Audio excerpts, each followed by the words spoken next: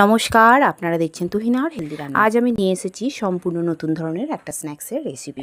আর এই স্ন্যাক্সটা তৈরি করেছি আমি একদম সামান্য পরিমাণে তেল দিয়ে।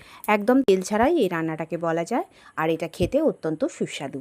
সবার প্রথমে আমি হাফ কাপের মতো সুজি নিয়ে নিয়েছি আর 1.5 কাপের মতো চিড়ে নিয়ে নিলাম। এখন এই সুজি আর চিড়েটাকে একটু একটু জল দিয়ে মেখে রাখবো আর একটু আমি ভিজতে দেবো, কারণ চিড়েটা একটুখানি জল দিয়ে ভিজে রাখলে একদম আটা মাখার মতো মাখা যাবে। তাই আমি সুজি আর চিড়েটাকে একটুখানি ভিজতে দিলাম। মিনিট 10 চাপা দেওয়ার পর আমি চাপাটা খুলে নিলাম। এবার আমি ভালো করে হাত দিয়ে একদম মোলায়েম করে এগুলোকে মেখে নেব।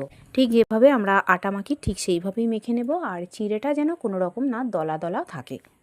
এখন আমি আবারও মিনিট 5 মতো চাপা দিয়ে রাখলাম। মিনিট 5 পরে চাপাটা খুলে নিলাম।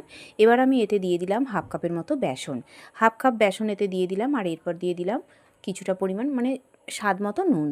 এবার আমি বেশ ভালো করে সমস্ত উপকরণগুলোকে মেখে নেব। এখন আমি আবার কিছুটা চাপা দিয়ে রেখে দিলাম, আর এই সময় গ্যাসে আমি কড়া বসিয়ে দিয়েছি। এই স্ন্যাক্সটার জন্য একটা পুর বানিয়ে নেব।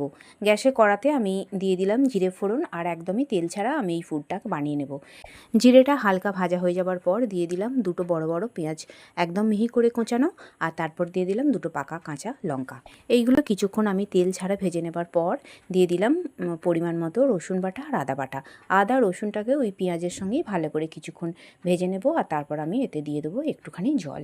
এই জলটা দিয়ে কিছুক্ষণ রান্না করে নিলেই আদা রসুনের কাঁচা গন্ধ চলে যাবে। এখন এইগুলো ভেজে নেওয়া আমার হয়ে গেছে। এবার আমি এতে দিয়ে দিলাম পরিমাণ মতো হলুদ গুঁড়ো, লঙ্কা গুঁড়ো, জিরে গুঁড়ো আর ধনে গুঁড়ো। এখন এটাকে কিছুক্ষণ নাড়াচাড়া করব, আর তারপর এতে দিয়ে দেবো একটু একটু করে জল। একটু একটু জল দিয়ে এই সমস্ত মশলাটাকে আমি ভালো করে কষিয়ে নেব। একটু সময় ধরে কষিয়ে নিলে মশলাটা কিন্তু খুব সুন্দর টেস্টি হবে। আর আরও আমি একটু জল দিয়ে দিলাম, আর মশলাটাকে খুব ভালো করে এখানে রান্না করে নেব। যেহেতু এটা তেল ছাড়া, তাই একটু একটু জল দিয়েই মশলাটাকে আমি এখানে কষিয়ে নিচ্ছি। এখন আমি এতে দিয়ে দিলাম একটু আমচুর পাউডার আর একটু চাট মশলা। এখন সমস্ত কিছুকে আবারও কিছুক্ষণ আমি কষিয়ে নিয়েছি। এখন আমার কষানো হয়ে গেছে, আর আমি আগে থেকে কিছুটা পরিমাণ আলু সিদ্ধ করে ম্যাশ করে রেখে দিয়েছিলাম, সেটাই আমি এখানে দিয়ে দিলাম। আর ওই মশলার সঙ্গে খুব ভালো করে সমস্ত আলুগুলোকে আমি কষিয়ে নিচ্ছি। এরপর এই আলুর মধ্যেই দিয়ে দিলাম ধনেপাতা কুচি, আর ধনেপাতাগুলোকেও আলুর সঙ্গে খুব ভালো করে আমি মাখিয়ে নেব। এইভাবে কয়েক সেকেন্ড রান্না করে নেবার পর আমি এতে দিয়ে দিলাম নুন আর একটুখানি স্বাদের জন্য চিনি। এখন ভালো করে এইগুলোকে কিছুক্ষণ নাড়াচাড়া করে নেবার পর একটা প্লেটে আমি এটাকে তুলে রাখলাম। এখন আমার এই পুরটা তৈরি হয়ে গেছে। এইটাকে আমি একটা প্লেটের মধ্যে তুলে রাখলাম, আর এখন আমি এটাকে ঠান্ডা হতে দেব। আমার পুরো বানানো হয়ে গেল, আর আমার ওই এদিকে চিঁড়ে সুজি আর বেসন দিয়ে একটা সুন্দর ডো তৈরি হয়ে গেছে। এখন হাতে একটু সাদা তেল মাখিয়ে নিয়েছি, আর যাতে এই হাতের মধ্যে এইগুলো না লেগে যায়। এখন একটু একটু করে এই ডো থেকে লেচি নিয়ে নেব, আর সেটাকে ঠিক পিঠের মতো গোল বাটির শেপ দিয়ে দেব। আর এর ঠিক মাঝখানটা চামচে করে একটুখানি করে পুর দিয়ে দিলাম। আর খুব কম পুর দিলে হবে না, বেশ একটু চেপে পুর দিতে হবে, তাহলে খেতে ভালো লাগবে। আর তারপর একদম গোল বলের মতো এটাকে তৈরি করে নিলাম। এখন আমার প্রথম স্ন্যাক্সটা তৈরি হয়ে গেছে। এটা আমি একটা প্লেটের মধ্যে রেখে দিলাম। আবারও একটু ডো নিয়ে আমি একটা লেচি তৈরি করে নিলাম, আর এইটাকে একটা ছোট্ট বাটির আকার করে নেব, আর ঠিক তার মাঝখানটা আলুর পুর দিয়ে দেব। আলুর পুরটা দিয়ে দেবার পর একটু আঙুল দিয়ে চেপে চেপে দিলে আলুর পুরটা বেশ ভালো করে এর মধ্যে সেট হয়ে যাবে।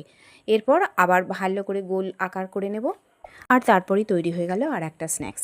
এইভাবে আমি একে একে সমস্ত স্ন্যাক্সগুলো তৈরি করে নিলাম। ছেলেমেয়েরা সবসময় নতুনত্ব কিছু খাবারের জন্য বায়না করে, আর বাচ্চারা সবসময় চায় একটু টমেটো সস দিয়ে কোনো কিছু মুখরোচক খেতে। কিন্তু এই স্ন্যাক্স সবসময় তেলে ভাজা হয়, তাই এইগুলো কিন্তু মোটেই স্বাস্থ্যকর হয় না। তাই আমি তেল ছাড়া তৈরি করেছি এই নতুন ধরনের স্ন্যাক্সগুলো। এইগুলো তেল প্রায় নেই বললেই চলে, একদম নামমাত্র ওই আপ্পে প্যানের মধ্যে আমি একটু মাখিয়ে নিয়েছি তেল।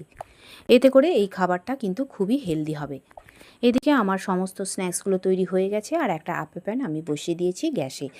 আর এতে আমি অল্প একটুখানি করে তেল ব্রাশ করে নিচ্ছি, কারণ এতে করে স্ন্যাক্সগুলো তুলতে আমার খুব সুবিধা হবে। এই যতটুকু তেল দেওয়ার দিয়ে দিলাম, আর আমি এতে তেল দেব না। এবার আমি একটা একটা করে ওই স্ন্যাক্সের বল বসিয়ে দিলাম। সব কটা বসিয়ে দেবার পর আমি মাত্র 5 মিনিট এইগুলোকে চাপা দিয়ে রেখে দেবো। 5 মিনিট পর আমি চাপাটা খুলে নেব, আর তারপর আমি এইগুলোকে খুব ধীরে ধীরে উল্টে দেব। এর এক পিঠ হয়ে গেছে, এবার আমার অপর পিঠগুলো আমি 5 মিনিটের জন্য আবার তৈরি হতে দেব। এইভাবে সব কটা চামচ দিয়ে আমি উল্টে দিলাম।